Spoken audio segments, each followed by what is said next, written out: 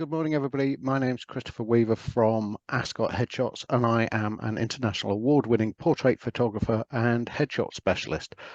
And I'm doing this morning's talk, and it's all about the importance of the headshot. A little bit of an agenda for you. I'm going to be talking about my passion for photography, especially headshots, of course, how I came across my main mentors for photography. Then I'm going to go into what is a headshot, why they're so important, and finally, where to use your headshots, because there's more than just LinkedIn for using your headshot. Give you a bit of background about myself. I started photography, like a lot of people, when I was a teenager.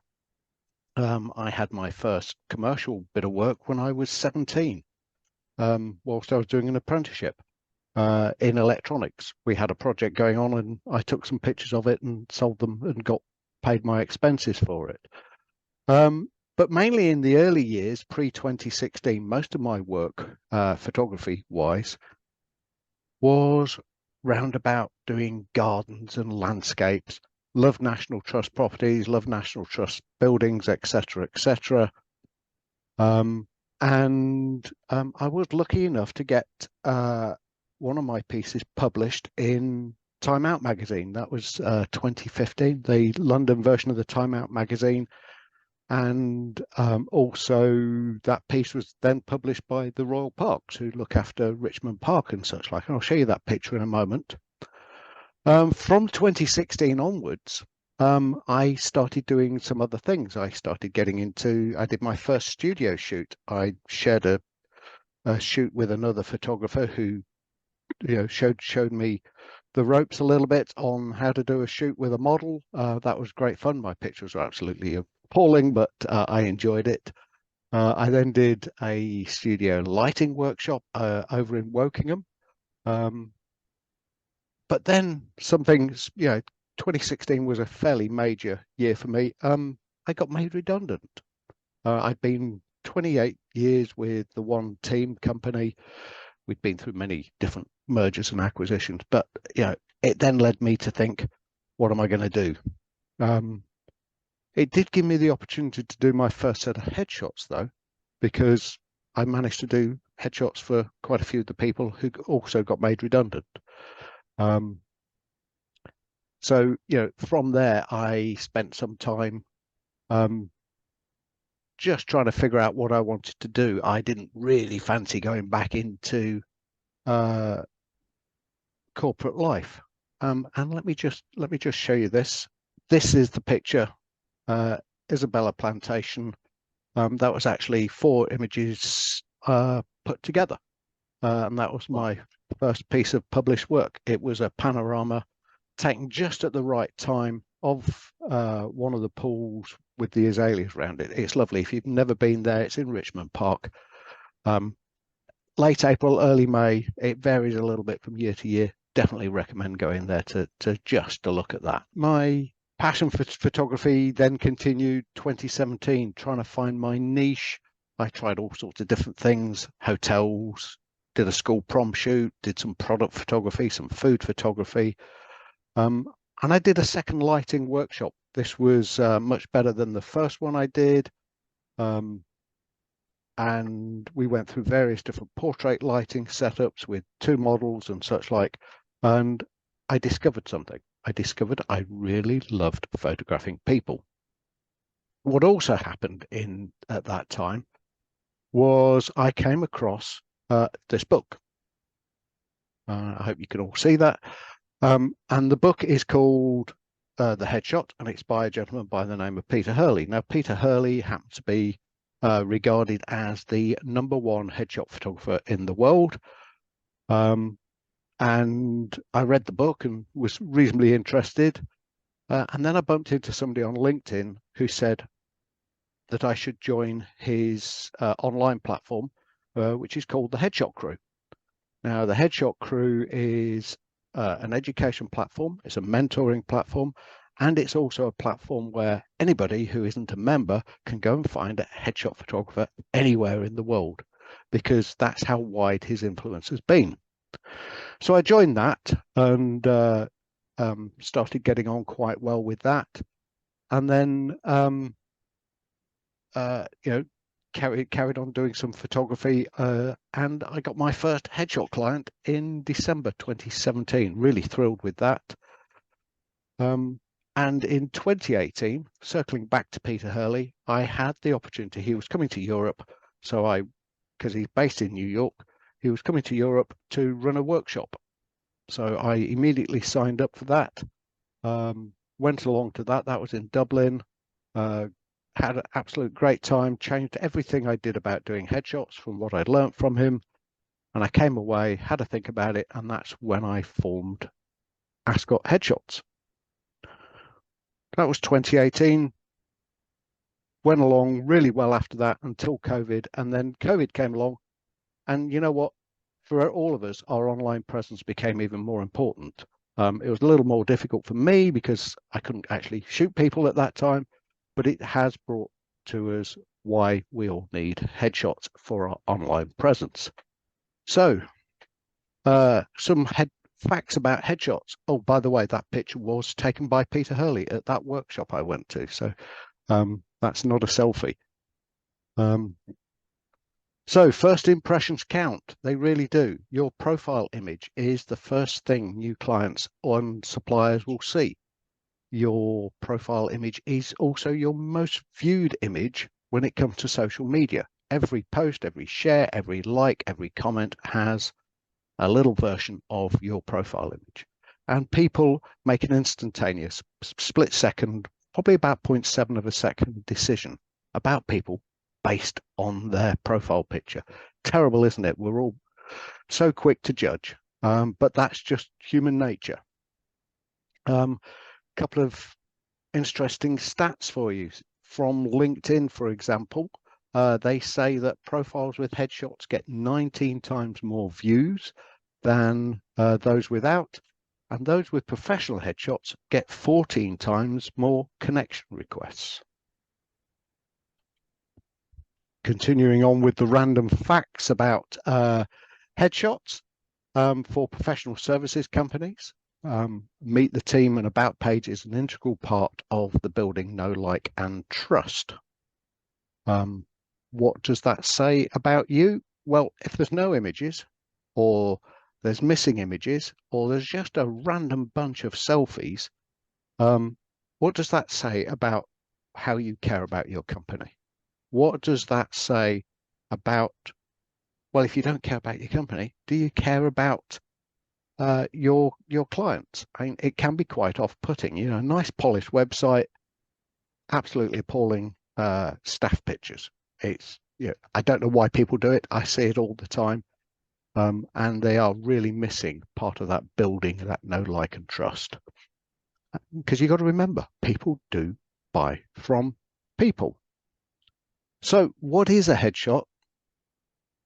Well, it's basically a very simple portrait. It's just this bit. It's just, you know, let me show you. It's that. That's all a headshot is. It's a cut down portrait, just the head and shoulders. And the purpose of the headshot is to create a connection with the audience. It's to reinforce that name to face, face to name.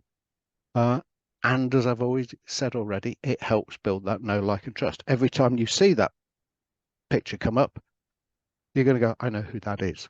Or every time you see the name, you start then being able to attach the picture to it. And it just helps that reinforcement. But what makes a great headshot, though? That's you know, great headshots can make or break what it is you're trying to get over. So here's an example of a great headshot, if I say so myself. It's one I took. And a great headshot, it has some key features. It needs a well-lit face. It needs a strong jawline. No slack jawlines, no double chins. If you've got a double chin, there is a way to get rid of it using posing techniques, or to at least minimize it using posing techniques. Got to have light in the eyes. You've got to look like you're alive, and preferably on a non-distracting background. Otherwise, if it's a busy background, like the one I've got behind me with all the words and everything, it can get a bit distracting. You've also got to be able to show confidence without being arrogant. You've also got to show approachability.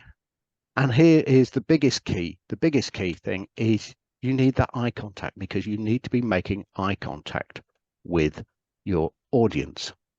And who is the audience? It's anybody who's looking at your headshot. Poor headshots. So here we go. What do you think to that? Is that somebody you'd want to connect with? Does he look like he's approachable? Does he look like he cares?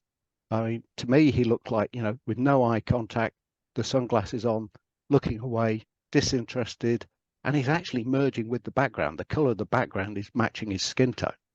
So he's just disappearing. Compared to something like this, I mean, who are you more likely to want to go and connect with? I know who I'd want to connect with, and that's the guy on the right. So if I look around the room and ask, what's stopping you from getting a good headshot? And I know I've done headshots for some people here. I know you're going to say, well, I'm nervous in front of the camera, or I don't like having my pictures taken, or yeah, they're all right. Headshots are just for people who are photogenic.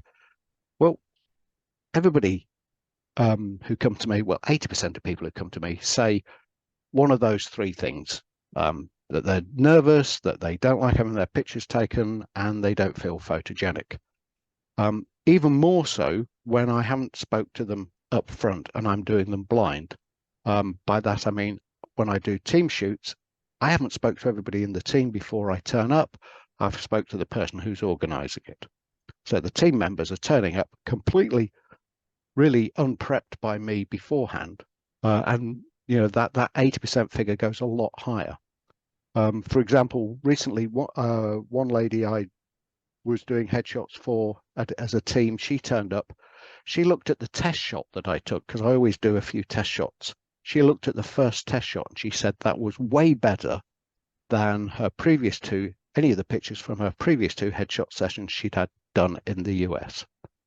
How do I get a good headshot? Well, if you come to me, I put you at ease in front of the camera. That's my speciality, and I use combination of humility, empathy, and a little bit of humor if I can.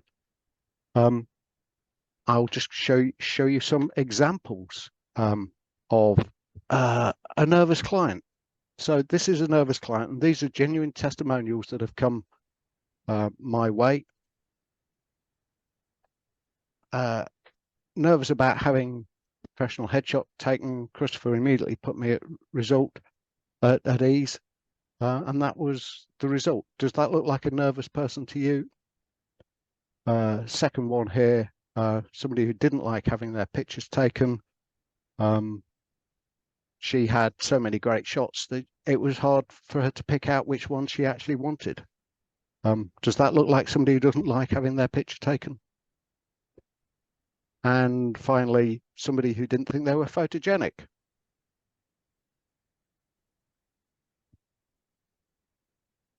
Does that look like somebody who isn't photogenic? It doesn't to me. So where to use your headshots?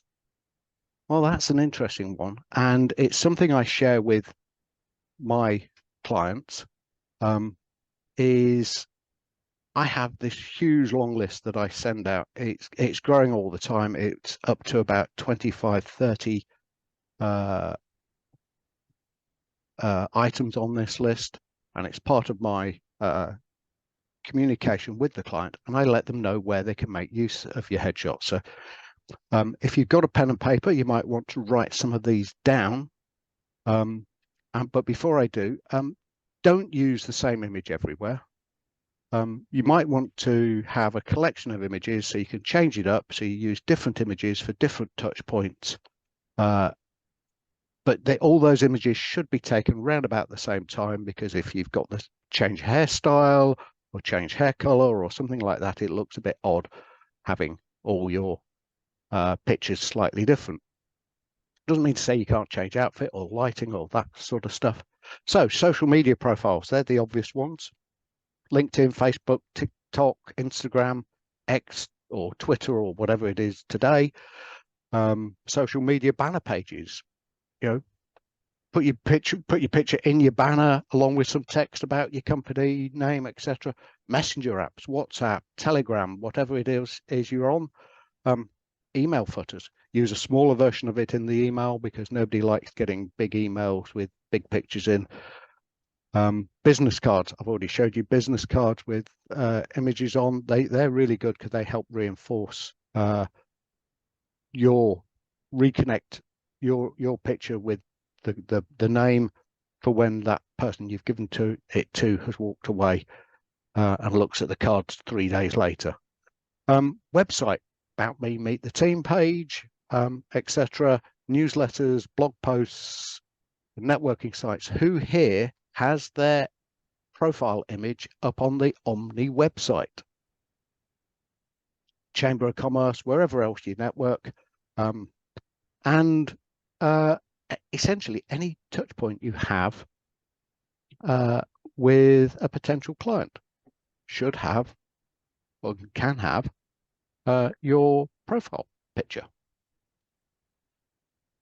So I'd just like to close this out now with a little poem from the late, great Spike Milligan. And this is one of my favorite poems, and it's called Smile. Smiling is infectious. You catch it like the flu. When someone started smiling at me today, I started smiling too. I passed around the corner and someone saw my grin. When he smiled, I realized I'd passed it on to him. I thought about that smile, then I realized its worth. A single smile, just like mine, could travel round the earth. So if you feel a smile begin, don't leave it undetected. Let's start an epidemic quick and get the world infected. As I said, late great Spike Milligan.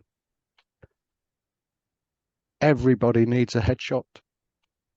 Only those who care about their online presence want a great headshot. My name's Christopher Weaver from Ascot Headshots, and I'm going to close this now. Any questions?